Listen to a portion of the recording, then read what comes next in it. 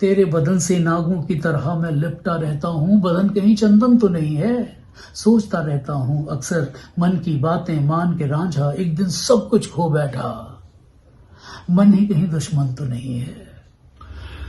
तो दोस्तों, आज हमारे साथ हैं बहुत अच्छे गीतकार, पत्रकार और कलाकार विजय अकेला। अकेला जी, आपका बहुत बहुत स्वागत है। नमस्कार। अकेला जी ने बहुत सारी फिल्मों में भी गीत लिखे हैं, शायरी भी बहुत अच्छी करते हैं और बॉलीवुड में सैकड़ों शख्सियतों का इंटरव्यू कर चुके हैं। रेडियो जॉकी के रूप में भी इनका एक अच्छा मुकाम है और इन दिनों पूर्ण रूप से सिर्फ शायरी कर रहे हैं और किताबें लिख रहे हैं। शायरों के बारे में ऐसा लोगों को भ्रम है कि जब किसी का दिल टूट जाता है मोहब्बत में तो वो शायर हो जाता है। तो मैं अकेला जी आपसे ये जानना चाहूंगा कि आपके साथ भी कोई ऐसी घटना हुई थी क्या? अब देखिए, आपने ये सवाल पूछा है और वो भी पहला सवाल पूछा है, तो यही कहना चाहूंगा कि इश्क पेशा आदमी है, इश्क से बदनाम है। इश्क पेशा आदमी है, इश्क से बदनाम है, बस यही तारुफ है मेरा और अकेला नाम है। क्या ये तो बात को टालने जैसा हुआ, लेकिन वाकई आप बताइए कि कब शायरी का बीज कब पड़ा? देखिए, शायरी सचमुच है ना, जो मैंने बहुत लेट शुरू की, सचमुच उसी वक्त किया जब दिल टूटा। जब दिल लगा हुआ था तब शायरी नहीं हुई, तब मीठे मीठे गीत होते रहे, मगर जब दिल टूटा तो शायरी सचमुच प्रस्फुटित जिसको कहते हैं आप, वो हुई। लेकिन हाँ, बचपन से ही अब मैं जब सोचता हूँ, याद करता हूँ, तो मेरे अंदर शायरी तो थी। मैं गीतों को न सिर्फ सुनता था बल्कि बुनता भी था। और मुझे याद है कि सबसे ज्यादा अगर मैं कोई फिल्म देख रहा हूँ या कोई किताब पढ़ रहा हूँ या कोई गुफ्तगू हो रही है, तो जब कोई शायराना बात होती थी, जब कोई गीत बजता था, तो मैं सबसे ज्यादा आकर्षित हो जाता था उस तरफ। तो वो तो अंदर थी बात, लेकिन वो जब दिल टूटता है तो बात बनती है। यानी सच्ची बात है कि दिल टूटने के बाद लोग शायर बनते हैं। अब तुलसीदास जी के साथ यही हुआ, अब कालिदास जी के साथ यही हुआ, अब गालिब और मीर के साथ यही हुआ, तो मैं किस खेत की मूली हूँ? नहीं, किस डगर का राही हूँ। किसी डगर का राही हूँ।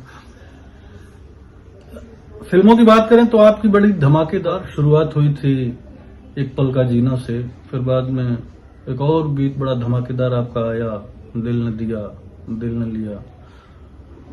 तो मैं ये पूछना चाहूंगा कि इतनी धमाकेदार शुरुआत होने के बावजूद आप थम थम के अभी भी आप लिख रहे हैं, लेकिन जो मकाम आपको मिलना चाहिए था कहीं न कहीं अभी आप उससे दूर हैं। इसके पीछे की वजह क्या हो सकती है? मैंने लिखना बहुत पहले छोड़ दिया है फिल्मों के लिए, राज जी। आप जानते ही होंगे, अभी भी जो काम आ रहे हैं वो उन्हीं दिनों के प्रोजेक्ट्स हैं जो थोड़े लंबित होके आ रहे हैं। अब मैं कहाँ फिल्मों के लिए लिखता हूँ। मुझे फिल्म गीत लिखने का जो प्रोसेस है वो बिल्कुल पसंद नहीं है। किस तरह आपके अंदर से निकली हुई आवाज को एक एक करके सब रौंदते हैं और सब उस पर अपनी हुकूमत जताते हैं, ये मुझे बिल्कुल पसंद नहीं है। तो मैंने शायरी तो करनी जारी रखी, लेकिन मैंने फिल्म गीत से नाता तोड़ लिया। और फिर अगर आप जो गीत लिखते हैं, जो बात कहते हैं, वो आपकी जिंदगी में भी रूपायित हो जाए तो उससे अच्छी बात और क्या हो सकती है। अगर मैंने लिखा एक पल का जीना फिर तो है जाना, तो फिर मैं चला ही गया। और अब आप हैं कि उसको याद किए हुए हैं अब तक। नहीं, काम ऐसा है कि वो तो याद करने लायक काम है। तो अब देखिए इसका आकलन करूंगा, अभी तक तो किया नहीं है कि ऐसा क्यों हुआ, तो फिर बताऊंगा आपको। बहुत सारे गीतकार जो फिल्मों में लिख रहे हैं वो उनसे आपकी दोस्ती रही है। आनंद बख्शी साहब के आप बहुत नजदीक रहे हैं और जावेद अख्तर पर तो आपने किताब ही लिखी है। इन लोगों के साथ उठते बैठते आपने फिल्म इंडस्ट्री को क्या महसूस किया? इन लोगों की सफलता का राज आपको क्या लगा कि इतना लंबा काम वो कर पाए, और कैसे उन लोगों ने इस जहर के घूंट को कैसे पिया होगा? कुछ आकलन है आपको? वो विरल प्रतिभाशाली थे और विरल प्रतिभाशाली हैं जो काम कर रहे हैं इन हालात में भी, और उनका टैलेंट बहुत ज्यादा है मुझसे, और इसकी कोई वजह नहीं हो सकती, बिल्कुल नहीं हो सकती।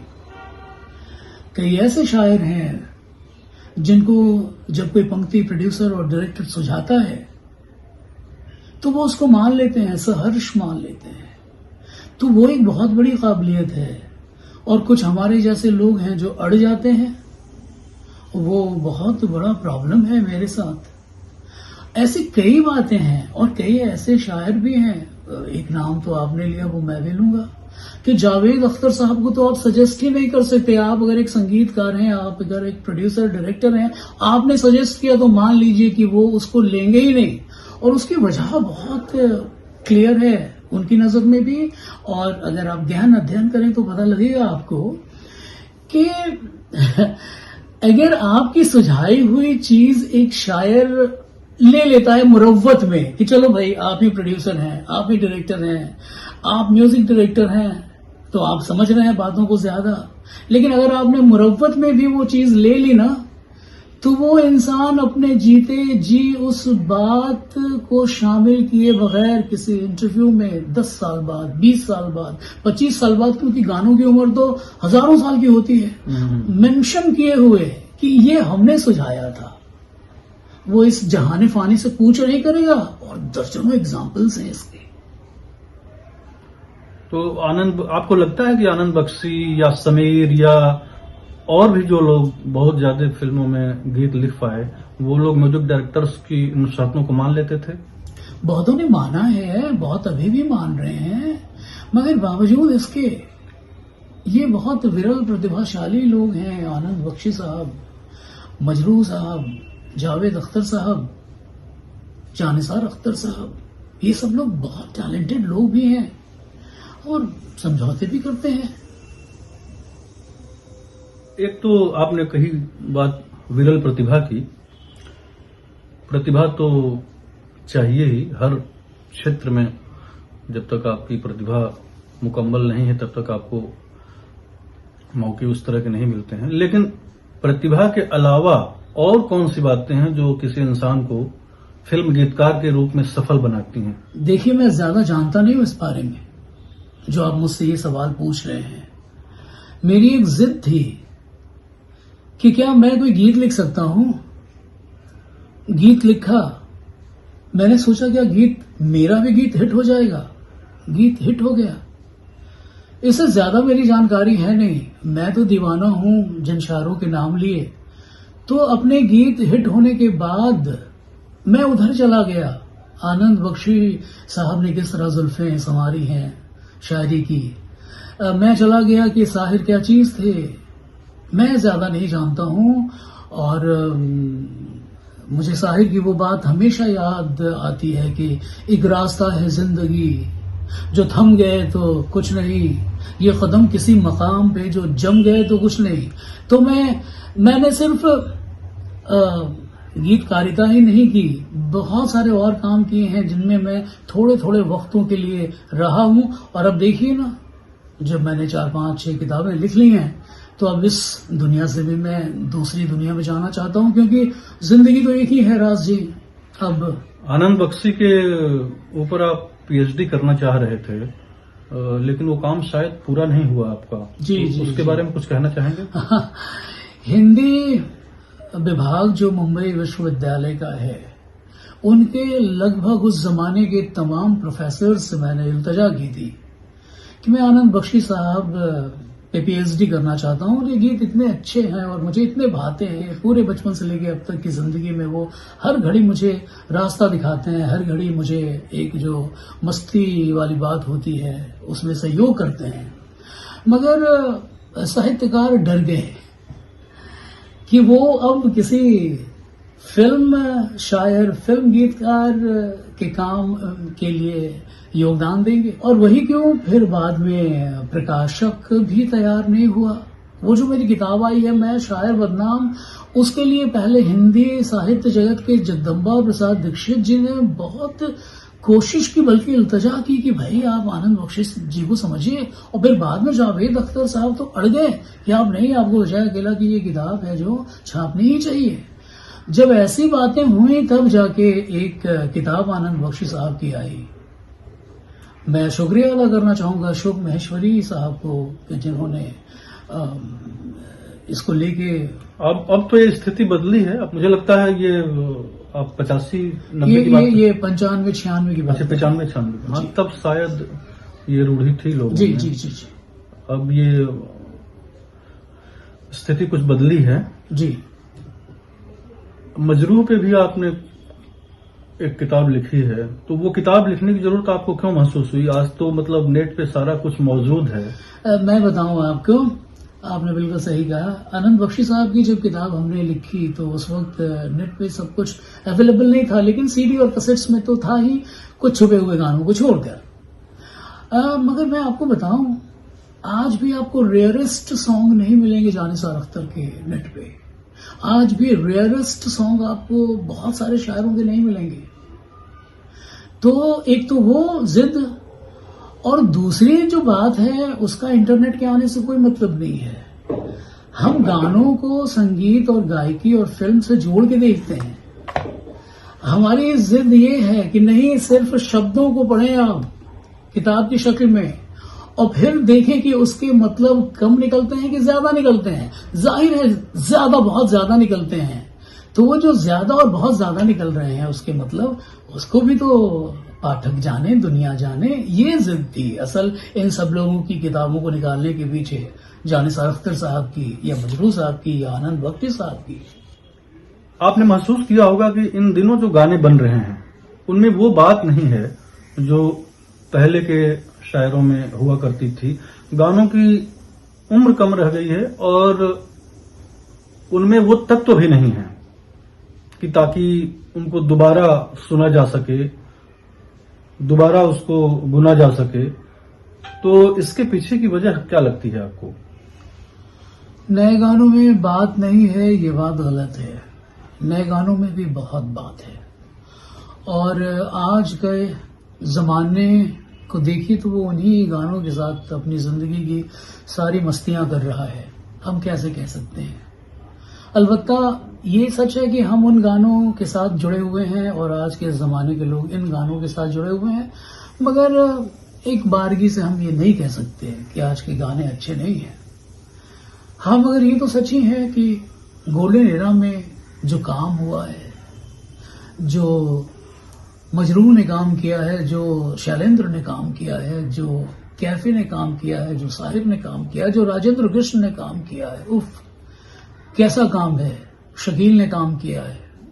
उस जमाने में गम की फरमाइशें हुआ करती थी गीतों के जरिए। बिल्कुल। आज गम की फरमाइश नहीं होती है। आज बस एक धमाका होता है, एक आइटम सॉन्ग की बात होती है। उस जमाने में मुझे याद है कि कैफे आजमी का एक गीत है कि ओ बेकरार दिल हो गया है मुझको आंसुओं से प्यार, मुझे तू खुशी न दे, नई जिंदगी न दे। अब ये गम की फरमाइश कैसी चीज है? एक तरफ शैलेंद्र भी उसी तरह का गीत लिख रहे हैं, एक तरफ कैफे लिख रहे हैं, दूसरी तरफ साहिर कुछ और ही रंग जमा रहे हैं कि वैसे तो तुम्ही ने मुझे बर्बाद किया है, इल्जाम किसी और के सर जाए तो अच्छा। अब ये क्या है भाई? अब ये क्या है? एक पूरी की पूरी पंक्ति हुआ करती थी, वो पूरी की पूरी पंक्ति, वो पूरा का पूरा मिसरा, हम उसको मिस कर रहे हैं। अब टुकड़ों में बात हो रही है। साहित्य से भी बहुत दूरी। पहले के गीत साहित्य के कुछ करीब हुआ करते थे। जी जी जी जी जी जी। सच है। अब और साहित्य से दूरी हो रही है। जी हाँ, दूरी तो नहीं कह सकते, ये आज के गीत भी एक नया साहित्य रच ही रहे हैं जो कि हमें बाद में समझ में आएगा। लेकिन हाँ, जिन साहित्य की बात आप कर रहे हैं उससे तो दूरी है। अगर उसका बिसात हो जाए आज के जमाने के गीतों का तो फिर क्या बात है। और फिल्में भी, जैसा कि कला का उद्देश्य होना चाहिए कि व्यक्ति के मन में निराशा न हो, देश और समाज के लिए कुछ अच्छा कर सके, तो उस तरह की फिल्में कम बनती हैं और समाज की बुराइयों को उजागर करने वाली फिल्में अधिक बनती हैं। लगभग ट्रेंड आपने जैसा कि देखा होगा, एनिमल फिल्म आई है, तो वो किस तरह के मूल्यों की स्थापना कर रही है ये फिल्म, या इस तरह की और भी बहुत सारी फिल्में हैं। एक जमाना था डॉन को लेकर बहुत फिल्में बनती थीं, और खास तौर से चोरी डकैती, स्मगलिंग और गलत गलत तरीके जो जीवन को, जो युवा पीढ़ी को गुमराह करते हैं, इस तरह की फिल्मों पर प्रोड्यूसर्स का ज्यादा ध्यान रहता है। क्या ऐसी फिल्में ज्यादा बिजनेस करती हैं, या क्या है? आपने महसूस किया होगा, एक लंबा अरसा आपने गुजारा है पत्रकारिता के क्षेत्र में भी और यूं भी अपने लेखन के माध्यम से भी। देखिए, मेरा ऐसा मानना है कि समाज की बुराइयों पे सबसे पहली नजर, समाज की अच्छाइयों पे पहली नजर सिनेमाई की पड़ती है। और अगर हमारे राजनीतिज्ञ अच्छे नहीं हैं तो सिनेमा उन्हें बुरा क्यों नहीं दिखाए। अगर हमारे समाज में जैसे अब गली कूचों में निकलते हैं, लोगों की इज्जत कम हो रही है, तो वो फिल्मों में क्यों ना आए। अगर लोग गालियों में बातें करते हैं तो वो आखिर फिल्मों में क्यों ना आए। अगर नहीं आएगा तब तो फिल्म एक दूसरे संसार की चीज हो जाएगी। तो ये समाज का ही तो दर्पण है। फिल्म जितना जल्दी पकड़ता है समाज को, उतना जल्दी तो कोई पकड़ता ही नहीं है। अब हमारी सड़कें खराब हैं और आप चाहते हैं कि फिल्म दिखाए कि बहुत अच्छी है, और जिन फिल्मों ने दिखाया है, जिन फिल्मों में बस सीधे लैंडिंग हुई है अच्छी चमकीली सड़कों पे, वो फिल्में सचमुच अच्छी नहीं है। मगर ये जिस तरह की बातें समाज में हम देख रहे हैं, चाहे वो पॉलिटिक्स हो, चाहे वो म्यूजिक हो, चाहे आर्ट हो, साहित्य हो, जो भी हो, औरतों की स्थिति हो, या जो विदेशी आक्रमण हो, या अपने धर्म की बात करते समय पहले जो एक संकोच का भाव पैदा होता था, वो सब फिल्मों में दिखाई पड़ता था और दिखाई पड़ रहा है। और जो बदलाव हो रहा है वो भी, मेरा तो यही मानना है। नहीं, ज्यादातर काल्पनिक दुनिया है जी, और बेसिर पैर की बातें हैं। क्या जिस तरह से फिल्मों में दिखाते हैं उस तरह कोई इश्क करता है? क्या फिल्मों में जिस तरह दिखाते हैं कि वो दादागिरी कर रहे हैं चौपाटी पे, क्या उस तरह का कोई आपको मंजर यहाँ नजर आया? तो फिल्मों में जैसी छवि दिखाई जाती है मुंबई की या और भी जगहों की, तो क्या वो सच है? आपको ऐसा नहीं लगता प्रोड्यूसर्स या जो राइटर्स या जो लोग हैं वो कुछ बने बनाए फार्मूलों को लेकर के फिल्में बनाते हैं और रिस्क नहीं लेना चाहते? यथास्थिति देखिए, सिनेमा पे ब्लेम मत दीजिए। हकीकत में अभी अभी हम बातें कर रहे हैं 2024 के फरवरी महीने में, अभी 2 महीने नहीं बीते हैं जबकि एक माँ ने अपने बेटे का गला दबा दिया। सिनेमा अभी इस स्तर पे नहीं पहुंचा है जिसकी चर्चा अभी तक चल रही है। अभी 1.5 महीने 2 महीने बीते हैं। जिस तरह टुकड़ों में काट काट के अपने प्रेमी को, प्रेमिका को, अपने प्रेमी को भी, और प्रेमिका को, प्रेमिका के साथ अभी हुआ है और प्रेमी के साथ कुछ साल पहले हुआ था, बंबई में ही हुआ था, जिसपे इन्होंने फिल्म भी बनाई थी राम गोपाल वर्मा ने। तो ये सिनेमा से पहले हकीकत में हो चुका है। अगर हकीकत वाली जिंदगी की बेभत्सा को अगर आप दिखाएंगे तो आप तो घबरा जाएंगे।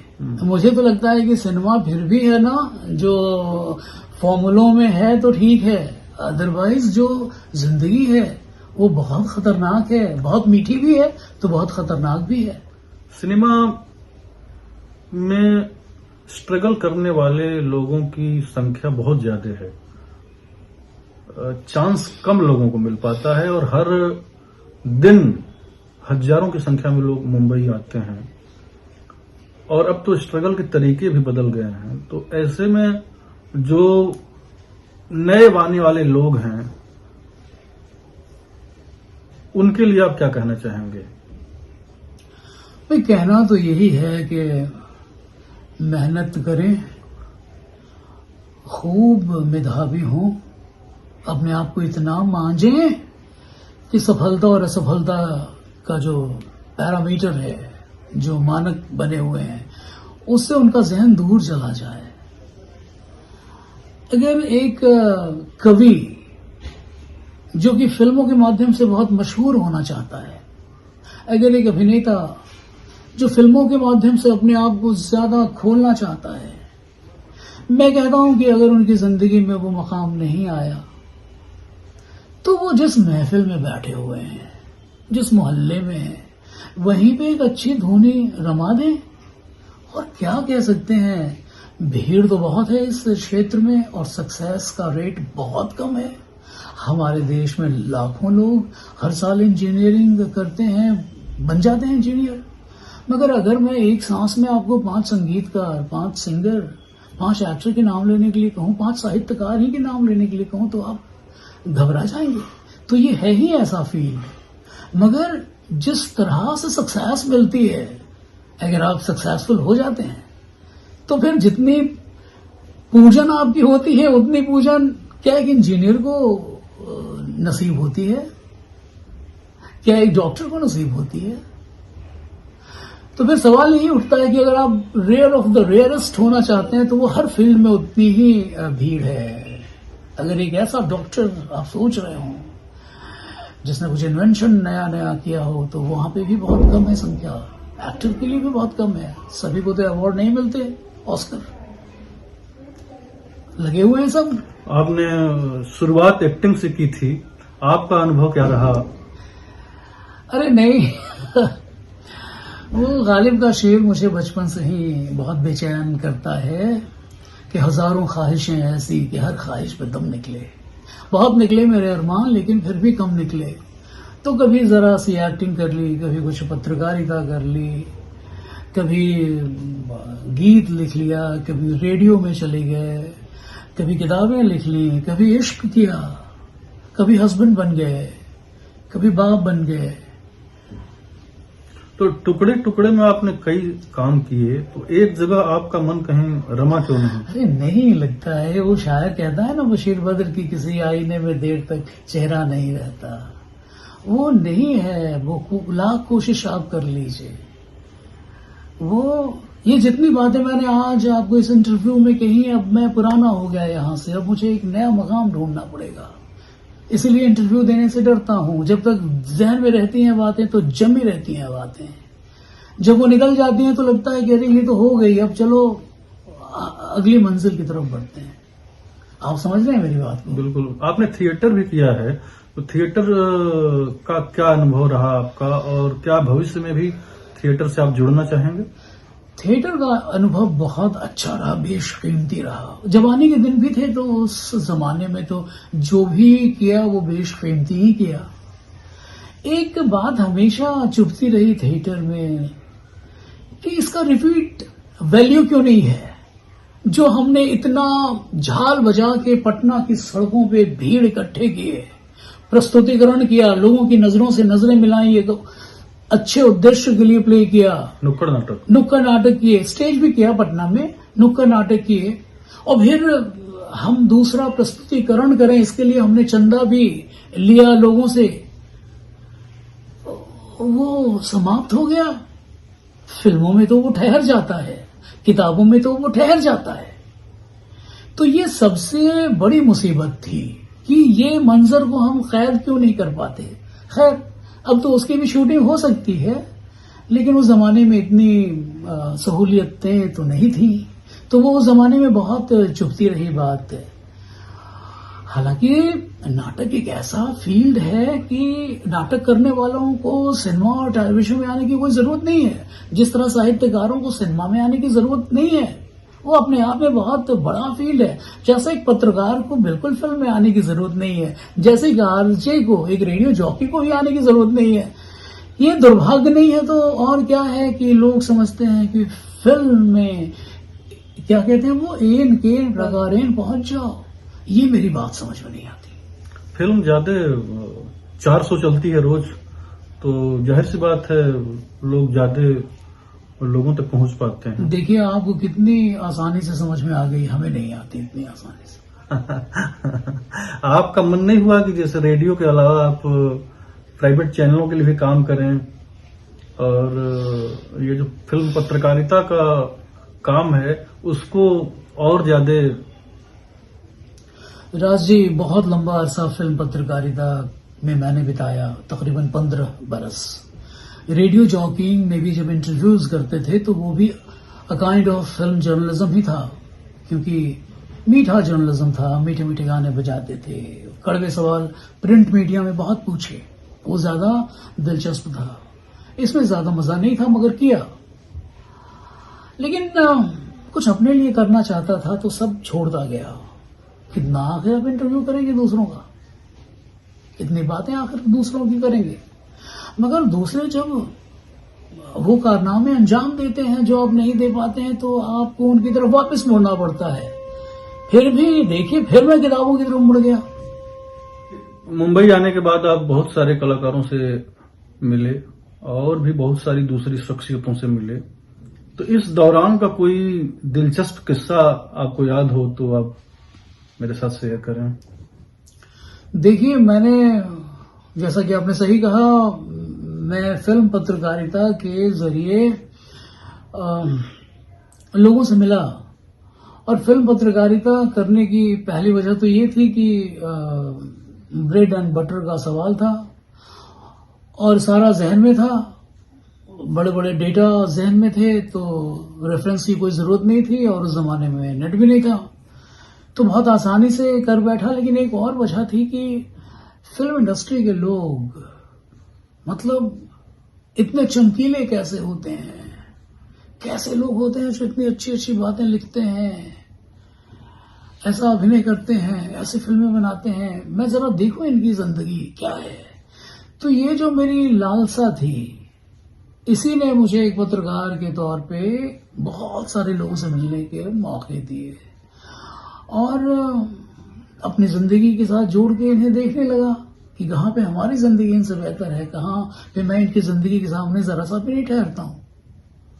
और वो सिलसिला बड़ा मजेदार रहा, क्योंकि जो भी इंटरव्यूज होते थे वो टाइम्स ऑफ इंडिया या ऑब्जर्वर या अमर उजाला या नवभारत टाइम्स या मैगजीन्स की बात करूं तो फिल्म फेयर में भी, या फिर जी मैगजीन में जिसमें मैं सबसे ज्यादा लिखा, या और कई प्रादेशिक और राष्ट्र की और बहुत सारी पत्र पत्रिकाओं में वो छपे, तो तुरंत छप जाता था, तो उसमें फोटोज लग जाते थे, तो फिर एक बूस्ट मिल जाता था कि अरे वाह, ये तो इस शक्ल में छपी है।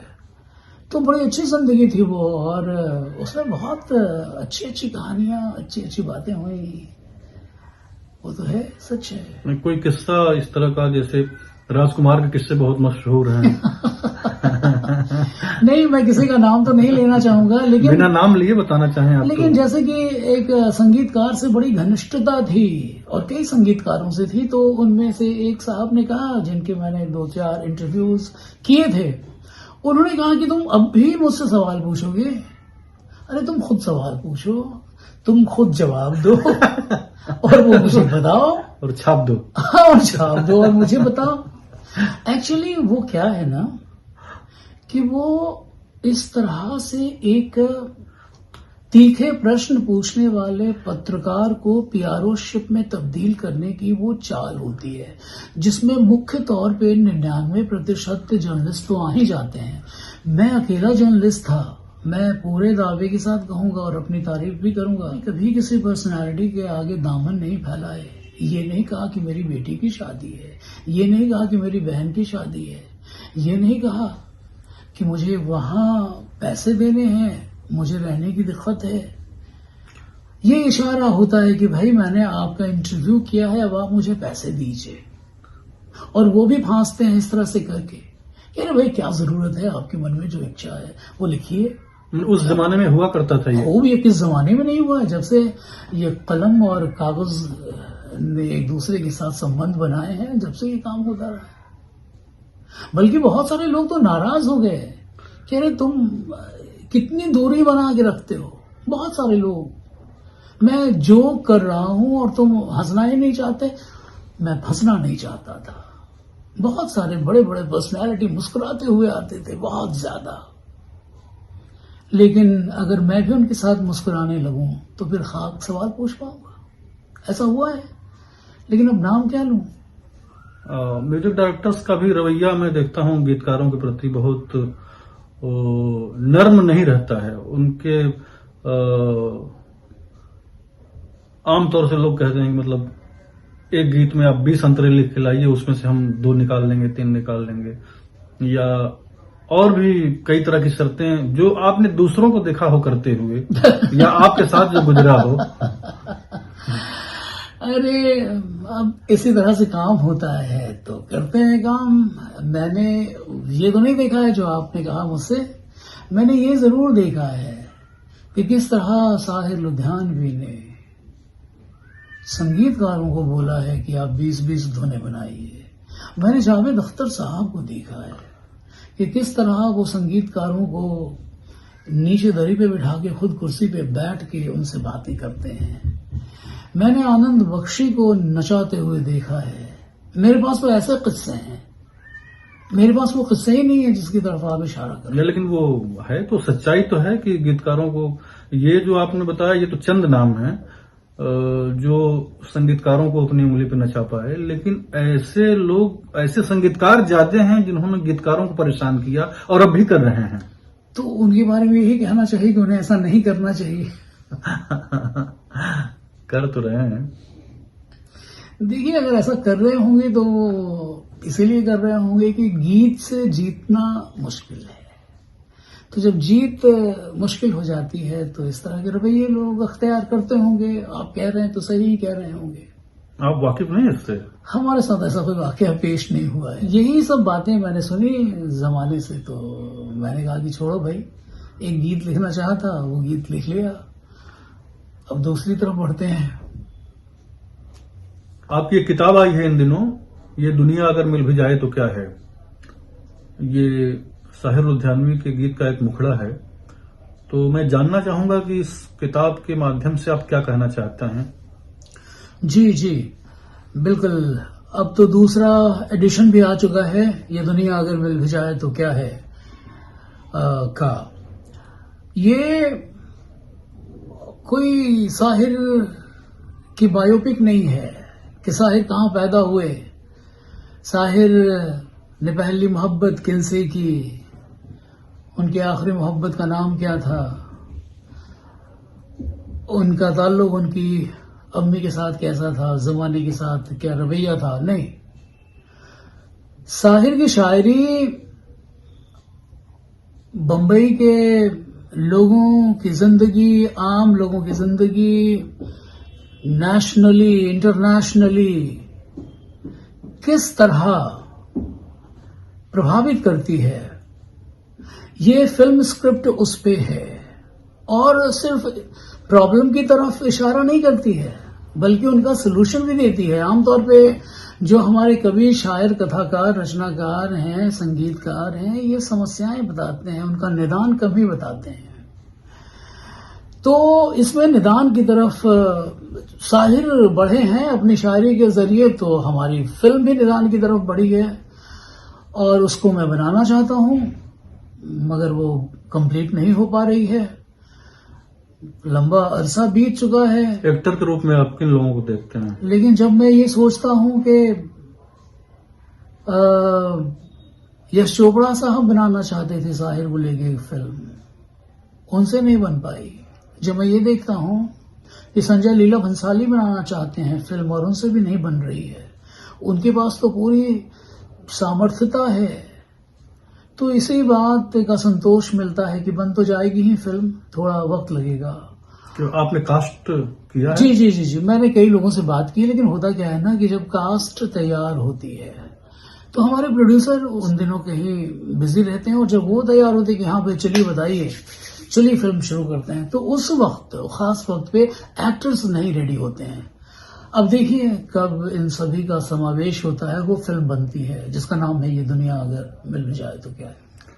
हम आपसे एक गजल सुनेंगे, उसके जी। बाद बातचीत को जारी रखेंगे। जी जी जरूर। किस तरह की गजल सुनाए आपको? सोचता रहता हूँ अक्सर, एक गजल आपने सुनाई अच्छा थी अच्छा बहुत। अच्छा जी। ये गजल मेरी शायरी की किताब लश्कर में है। मौत कहीं जीवन तो नहीं है, सोचता रहता हूँ अक्सर। वाह, मौत कहीं जीवन तो नहीं है, सोचता रहता हूँ अक्सर। पतझड़ ही सावन तो नहीं है, सोचता रहता हूँ अक्सर। क्या बात है। मन की बातें मान के रांझा एक दिन सब कुछ खो बैठा। वाह, मन की बातें मान के रांझा एक दिन सब कुछ खो बैठा। मन ही कहीं दुश्मन तो नहीं है, वाह, वाह, सोचता वाह, रहता हूँ अक्सर। क्या बात है। तेरे बदन से नागों की तरह मैं लिपटा रहता हूँ। वाह, तेरे बदन से नागों की तरह मैं लिपटा रहता हूँ।